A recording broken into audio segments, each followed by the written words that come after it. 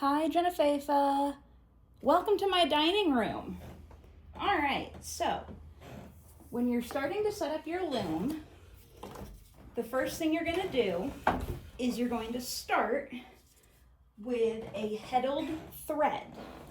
So you have your tension peg all the way over to the end, and we're going to start with red, at least for my demonstration purposes. So I'm going to take a nice long tail of my red and then lay it over the back part of my loom, and I'm going to take some Scotch tape and I'm just going to tape it down because we're going to tie this off later. This is how you get a continuous warp on your loom, which makes it look a lot nicer in my opinion.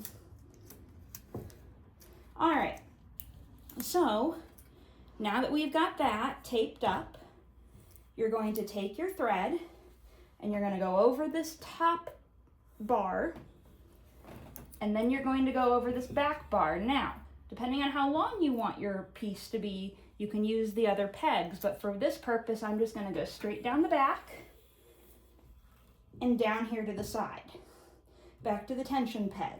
So I need to put a heddle on this, so I'm going to just wrap my red thread around a few times, and I'm going to take one of my very pretty pink heddles and I'm going to loop it over the red, and this peg down here that we didn't use, you're just going to gently pull your heddle down to there. So you see how it's kind of changed where it sits. So the next step is you've done a heddled thread, so now you need to do an unheddled thread. So you're going to unwrap your thread from the tension peg, and instead of going over this peg, you're going to go under it.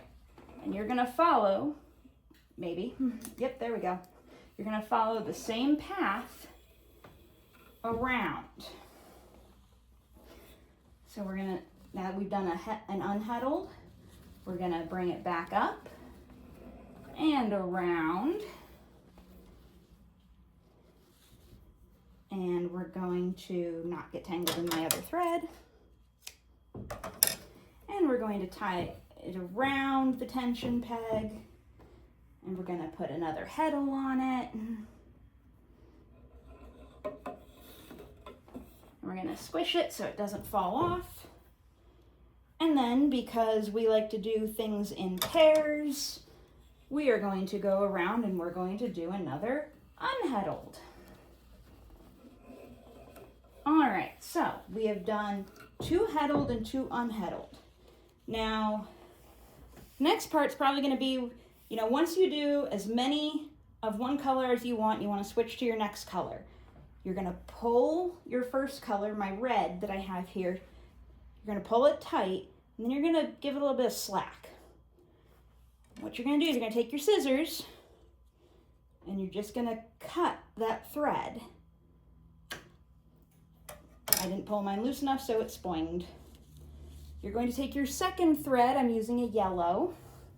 You're going to find the end of your first color and you're going to tie it off.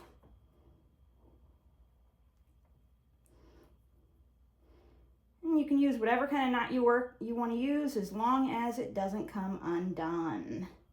Because coming undone would be bad.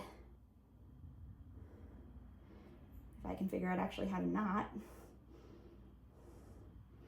I can't knot. I'm my father's child, I make no apologies. And then you keep going. So we did an unheddled, so then we're gonna do a heddled.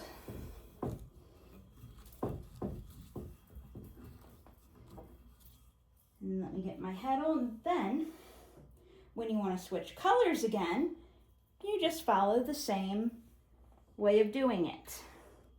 So,